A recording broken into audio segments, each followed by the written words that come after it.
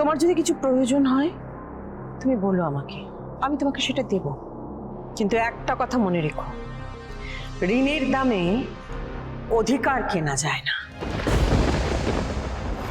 তোমাকে কতগুলো সহজ প্রশ্ন করব আমি, আশা করি তোমার উত্তরগুলো সহজভাবেই পাবো।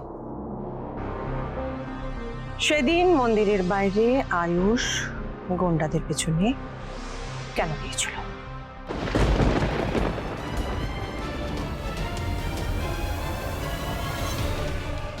প্রসাদ নেবেন? ঠাকুরের প্রসাদ মানা করি কি করে? দিন।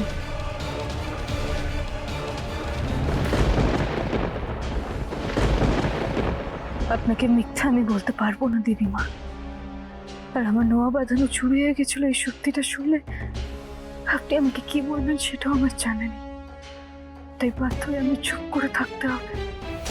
আমি এক প্রশ্ন দুবার করতে পছন্দ করি না।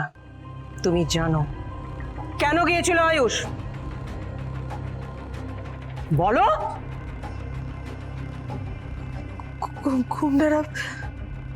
গুন্ডারা আমায় উত্ত্যক্ত করছিল, তাই ছোট সাহেব আমাকে বাঁচাতে গেছিল। ও, তাহলে তো আয়ুষ ঠিক কাজই করেছে। গাঙ্গুলি পরিবারের ছেলেদের সব সময় শেখানো হয় যে মহিলাদের যদি কেউ রাস্তাঘাটে উত্ত্যক্ত করে, বিরক্ত করে, অসম্মান করে, তাহলে তাদের বাঁচানোটা কর্তব্য। কাজে আয়ুষ ঠিক কাজই করেছিল। কিন্তু তুমি কেন আয়ুষের সঙ্গে গিয়েছিলে গুরুদেবের আশ্রমে? আমি কি তোমায় যেতে বলেছিলাম? আমার তো মনে পড়ছে না। তাহলে তুমি তোমার সীমা লঙ্ঘন করলে কেন? নাকি বিশ্বাস আর ভালোবাসার আড়ালে তুমি ভুলেই গিয়েছিলে যে তোমার আসলেই সীমা কতটা? আমার মনে হচ্ছে তুমি আসলে ভুলে গেছো যে তুমি এখানে এ বাড়িতে কিসের জন্য আছো। নিজের কর্তব্য কম করছো আর মনের কথা বেশি শুনছো। দেবীমা কি বলছেন এইসব? বিশ্বাস করুন ব্যাপারটা এরকম নয় দেবীমা। তো ব্যাপারটা কি? ব্যাপারটা কি সেটাই তো জিজ্ঞেস করছি, তুমি তো উত্তরই দিতে পারছো না। কুসুম, তুমি নিজের সীমা যদি ভুলে না যেতে, আমার ছেলের সঙ্গে একসঙ্গে বাড়ির বাইরে যেতে পারতে না। তুমি সেই স্পর্ধা, সেই ঔদ্ধত্য দেখিয়েছ।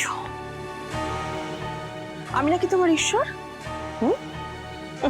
তা সেই ঈশ্বরের প্রতি তোমার শ্রদ্ধা, ভক্তি উবে গেল সব?